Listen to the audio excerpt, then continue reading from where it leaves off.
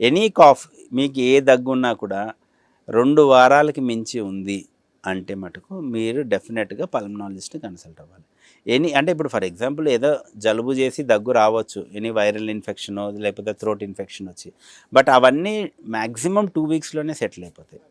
So 2 వీక్స్‌లో settle అవ్వట్లేదు అంటే there is something big. దాన్ని మనం డయాగ్నోస్ చేయాలంటే మీరు పల్మనాలజిస్ట్‌ని కన్సల్ట్ అవ్వాలి. ఏదో కాఫ్ సిరప్ తాగాను, బావుంది, ఈ రోజుకి బావుంది. మళ్ళీ 2 రోజుల తర్వాత మళ్ళీ దగ్గొస్తుంది.